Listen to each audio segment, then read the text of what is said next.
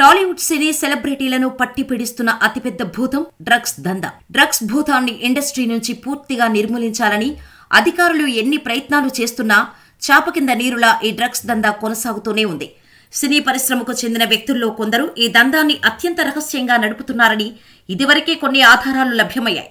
గతంలో ఈ డ్రగ్స్ కేసును టాలీవుడ్ కుదిపేసింది.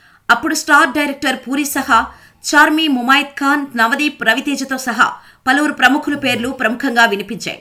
ఈ డ్రగ్స్ కేసులో అప్పటి స్టార్ హీరోయిన్ రకుల్ ప్రీత్ సింగ్ పేరుతో పాటు అప్పటి మంత్రి, ఇప్పటి ఎమ్మెల్యే కేటీఆర్ పేరు కూడా వచ్చింది. దీంతో టాలీవుడ్ నుంచి ఈ కేసు క్రమంగా పాలిటిక్స్ రంగు పులుముకుంది.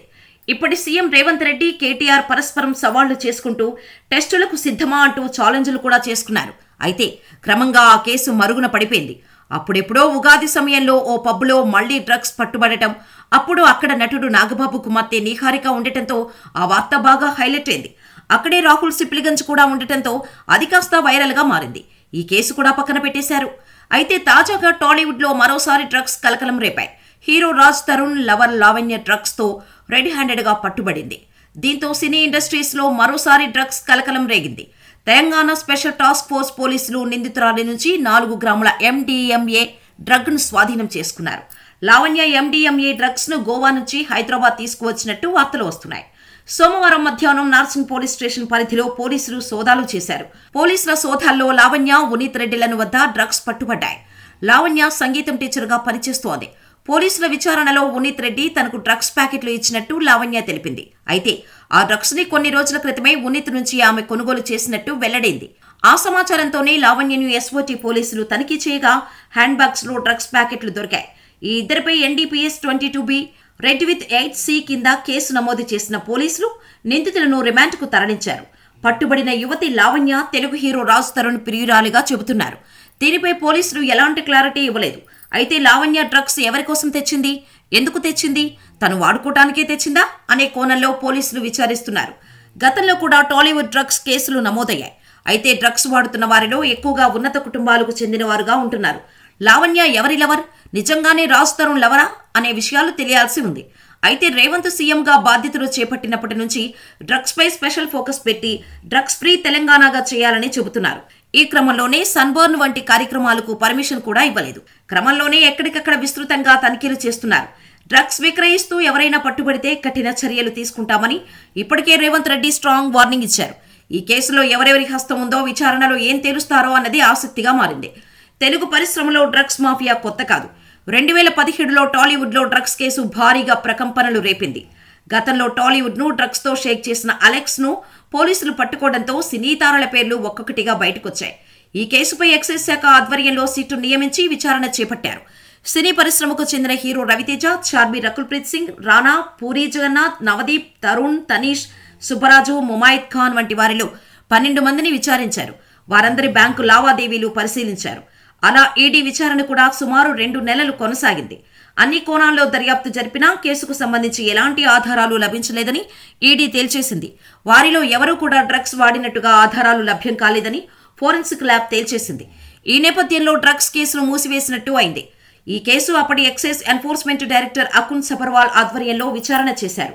అయితే ఈ కేసులో సడన్ గా ఈడీ రంగంలోకి దిగటం అబ్కారీ శాఖకు సంకటంగా మారింది. ఈ సమయంలో అకున్ సబర్వాల్ ఆకస్మికంగా బదిలీ కావటం కూడా సంచలనం కలిగించింది. తర్వాత ఆ సీటుకు వేరే అధికారుల నేతృత్వంతో కేసు నీరుగారిపోయిందని, సిట్టు తీరు కొండను తవ్వి ఎలుకను పట్టినట్టుగా ఉందని ఆ సమయంలో పలు విమర్శలు వచ్చాయి. గతంలో ప్రతిపక్షంలో ఉన్న రేవంత్ రెడ్డి డ్రగ్స్పై తీవ్ర స్థాయిలో మండిపడేవారు. రాష్ట్రంలో ఎక్కడా డ్రగ్స్ కేసు బయటకు వచ్చినా తనదైన స్టైల్లో ప్రభుత్వంపై విమర్శలు గుప్పించేవారు. మరి ఇప్పుడు ఆయనే సీఎంగా ఉన్నారు.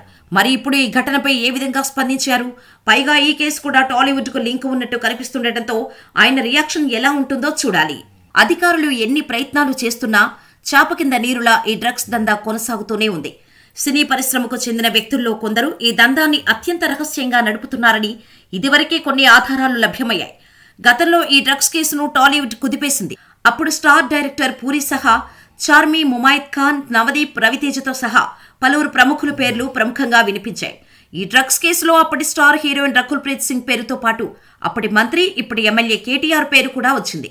దీంతో టాలీవుడ్ నుంచి ఈ కేసు క్రమంగా పాలిటిక్స్ రంగు పులుముకుంది. ఇప్పటి సీఎం రేవంత్ రెడ్డి, కేటీఆర్ పరస్పరం సవాళ్లు చేసుకుంటూ టెస్టులకు సిద్ధమా అంటూ ఛాలెంజ్లు కూడా చేసుకున్నారు. అయితే క్రమంగా ఆ కేసు మరుగున పడిపోయింది. అప్పుడెప్పుడో ఉగాది సమయంలో ఓ పబ్లో మళ్లీ డ్రగ్స్ పట్టుబడటం, అప్పుడు అక్కడ నటుడు నాగబాబు కుమార్తె నిహారిక ఉండటంతో ఆ వార్త బాగా హైలైట్ అయింది. అక్కడే రాహుల్ సిప్లిగంజ్ కూడా ఉండటంతో అది కాస్త వైరల్గా మారింది. ఈ కేసు కూడా పక్కన పెట్టేశారు. అయితే తాజాగా టాలీవుడ్లో మరోసారి డ్రగ్స్ కలకలం రేపాయి. హీరో రాజ్ తరుణ్ లవర్ లావణ్య డ్రగ్స్తో రెడ్ హ్యాండెడ్గా పట్టుబడింది. దీంతో సినీ ఇండస్ట్రీస్లో మరోసారి డ్రగ్స్ కలకలం రేగింది. తెలంగాణ స్పెషల్ టాస్క్ ఫోర్స్ పోలీసులు నిందితురాలి నుంచి 4 గ్రాముల MDMA డ్రగ్ను స్వాధీనం చేసుకున్నారు. లావణ్య MDMA డ్రగ్స్ను గోవా నుంచి హైదరాబాద్ తీసుకువచ్చినట్టు వార్తలు వస్తున్నాయి. సోమవారం మధ్యాహ్నం నార్సింగ్ పోలీస్ స్టేషన్ పరిధిలో పోలీసులు సోదాలు చేశారు. పోలీసుల సోదాల్లో లావణ్య, ఉనీత్ రెడ్డిలను వద్ద డ్రగ్స్ పట్టుబడ్డాయి. లావణ్య సంగీతం టీచర్గా పనిచేస్తోంది. పోలీసుల విచారణలో ఉనీత్ రెడ్డి తనకు డ్రగ్స్ ప్యాకెట్లు ఇచ్చినట్టు లావణ్య తెలిపింది. అయితే ఆ డ్రగ్స్ ని కొన్ని రోజుల క్రితమే ఉనీత్ నుంచి ఆమె కొనుగోలు చేసినట్టు వెల్లడైంది. ఆ సమాచారంతోనే లావణ్యను SOT పోలీసులు తనిఖీ చేయగా హ్యాండ్ బ్యాగ్స్ లో డ్రగ్స్ ప్యాకెట్లు దొరికాయి. ఈ ఇద్దరిపై NDPS 22B red with 8C కింద కేసు నమోదు చేసిన పోలీసులు నిందితులను రిమాండ్కు తరలించారు. పట్టుబడిన యువతి లావణ్య తెలుగు హీరో రాజ్ తరుణ్ ప్రియురాలిగా చెబుతున్నారు. దీనిపై పోలీసులు ఎలాంటి క్లారిటీ ఇవ్వలేదు. అయితే లావణ్య డ్రగ్స్ ఎవరి కోసం తెచ్చింది, ఎందుకు తెచ్చింది, తను వాడుకోవటానికే తెచ్చిందా అనే కోణంలో పోలీసులు విచారిస్తున్నారు. గతంలో కూడా టాలీవుడ్ డ్రగ్స్ కేసులు నమోదయ్యాయి. అయితే డ్రగ్స్ వాడుతున్న వారిలో ఎక్కువగా ఉన్నత కుటుంబాలకు చెందినవారుగా ఉంటున్నారు. లావణ్య ఎవరి లవర్, నిజంగానే రాజ్ తరుణ్ లవరా అనే విషయాలు తెలియాల్సి ఉంది. అయితే రేవంత్ సీఎంగా బాధ్యతలు చేపట్టినప్పటి నుంచి డ్రగ్స్ పై స్పెషల్ ఫోకస్ పెట్టి డ్రగ్స్ ఫ్రీ తెలంగాణగా చేయాలని చెబుతున్నారు. ఈ క్రమంలోనే సన్బర్న్ వంటి కార్యక్రమాలకు పర్మిషన్ కూడా ఇవ్వలేదు. క్రమంలోనే ఎక్కడికక్కడ విస్తృతంగా తనిఖీలు చేస్తున్నారు. డ్రగ్స్ విక్రయిస్తూ ఎవరైనా పట్టుబడితే కఠిన చర్యలు తీసుకుంటామని ఇప్పటికే రేవంత్ రెడ్డి స్ట్రాంగ్ వార్నింగ్ ఇచ్చారు. ఈ కేసులో ఎవరెవరి హస్తం ఉందో విచారణలో ఏం తేలుస్తారో అన్నది ఆసక్తిగా మారింది. తెలుగు పరిశ్రమలో డ్రగ్స్ మాఫియా కొత్త కాదు. 2017లో టాలీవుడ్లో డ్రగ్స్ కేసు భారీగా ప్రకంపనలు రేపింది. గతంలో టాలీవుడ్ను డ్రగ్స్తో షేక్ చేసిన అలెక్స్ను పోలీసులు పట్టుకోవడంతో సినీ తారల పేర్లు ఒక్కొక్కటిగా బయటకొచ్చాయి. ఈ కేసుపై ఎక్సైజ్ శాఖ ఆధ్వర్యంలో సిట్టు నియమించి విచారణ చేపట్టారు. సినీ పరిశ్రమకు చెందిన హీరో రవితేజ, చార్మి, రకుల్ ప్రీత్ సింగ్, రానా, పూరి జగన్నాథ్, నవదీప్, తరుణ్, తనీష్, సుబ్బరాజు, ముమాయిద్ ఖాన్ వంటి వారిలో 12 మందిని విచారించారు. వారందరి బ్యాంకు లావాదేవీలు పరిశీలించారు. అలా ఈడీ విచారణ కూడా సుమారు 2 నెలలు కొనసాగింది.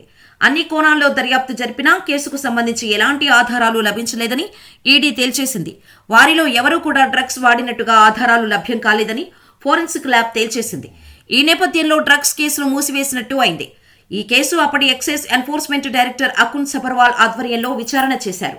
అయితే ఈ కేసులో సడన్ గా ఈడీ రంగంలోకి దిగటం అబ్కారీ శాఖకు సంకటంగా మారింది. ఈ సమయంలో అకున్ సబర్వాల్ ఆకస్మికంగా బదిలీ కావటం కూడా సంచలనం కలిగించింది. తర్వాత ఆ సీటుకు వేరే అధికారుల నేతృత్వంతో కేసు నీరుగారిపోయిందని, సిట్టు తీరు కొండను తవ్వి ఎలుకను పట్టినట్టుగా ఉందని ఆ సమయంలో పలు విమర్శలు వచ్చాయి. గతంలో ప్రతిపక్షంలో ఉన్న రేవంత్ రెడ్డి డ్రగ్స్పై తీవ్ర స్థాయిలో మండిపడేవారు. రాష్ట్రంలో ఎక్కడా డ్రగ్స్ కేసు బయటకు వచ్చినా తనదైన స్టైల్లో ప్రభుత్వంపై విమర్శలు గుప్పించేవారు. మరి ఇప్పుడు ఆయనే సీఎంగా ఉన్నారు. మరి ఇప్పుడు ఈ ఘటనపై ఏ విధంగా స్పందించారు? పైగా ఈ కేసు కూడా టాలీవుడ్కు లింక్ ఉన్నట్టు కనిపిస్తుండటంతో ఆయన రియాక్షన్ ఎలా ఉంటుందో చూడాలి.